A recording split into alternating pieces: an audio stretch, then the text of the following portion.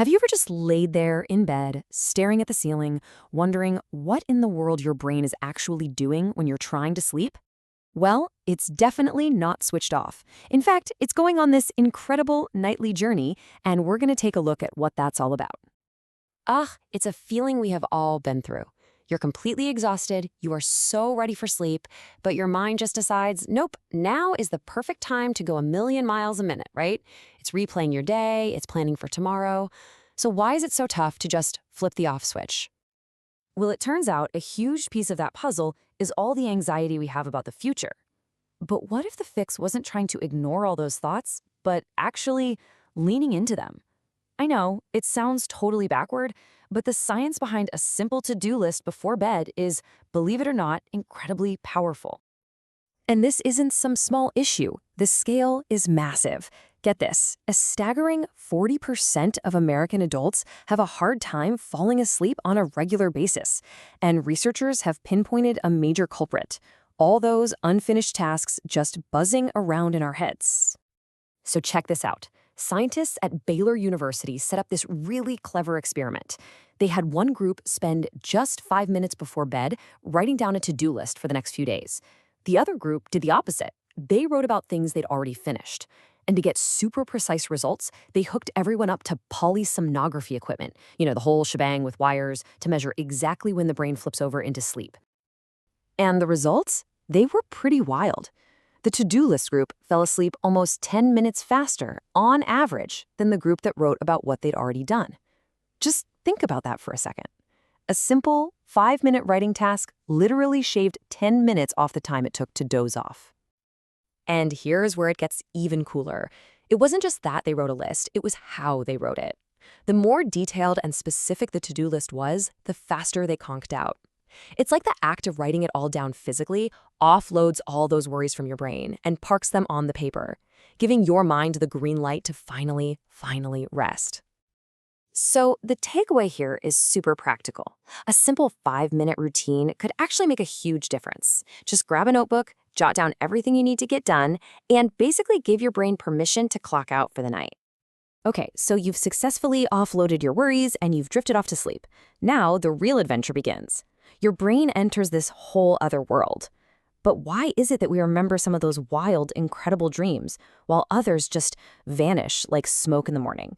Well, the secret is hiding in the specific electrical chatter of our sleeping brain. We tend to think of sleep as just this passive, turned-off state. But your brain is anything but. It is busy, it's actively processing and storing information. And it turns out the way it saves a dream into your long-term memory isn't random at all.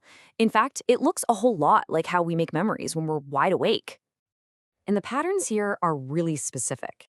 During that deep REM sleep, that's the main stage for our most vivid dreams, higher theta wave activity in the front of the brain basically acts like a save button for the dream.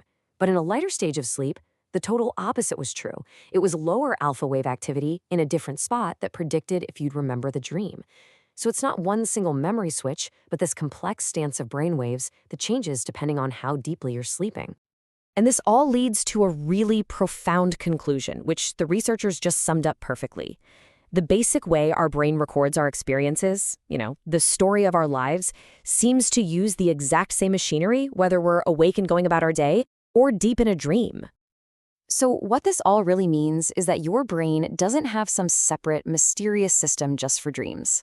The same neural parts that remember what you ate for breakfast this morning are the very same ones that save the memory of you flying through the clouds last night. Our sleeping and waking minds, they're way more connected than we ever really thought. So this brings us to an even bigger, kind of more mind-bending question.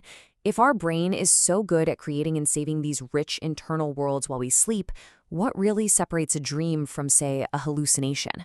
This is where the line between our inner world and the outer world starts to get really blurry. Now, to talk about this, there's a key term we gotta know: non-veridical perception. It sounds fancy, but it's pretty simple. It's just a scientific way of saying you're experiencing something that isn't actually grounded in the real world outside your head. And yeah, both dreams and hallucinations fall right under this umbrella. But here's the crucial difference in how we experience them. A dream is a completely immersive world. When you're dreaming, that dream is your reality. A hallucination, on the other hand, is usually something that gets laid on top of the real world. You might see something that isn't there, but you're still pretty much grounded in your actual surroundings. But even with that key difference, the similarities are pretty shocking. They're both perceptions that are untethered from reality. They can both feel completely real to the person experiencing them. And, this is the big one, they seem to rely on some of the very same neural circuits. It suggests they're not totally different things, but maybe more like points on a single spectrum of consciousness. So, when you just step back and look at the whole picture, this nightly journey our brain takes is just incredible. It starts by neatly offloading our worries. Then, it carefully encodes our dreams using the same tools it uses when we're awake. And it does all this while building entire worlds from scratch. Which kind of leaves us with one final fascinating question to chew on.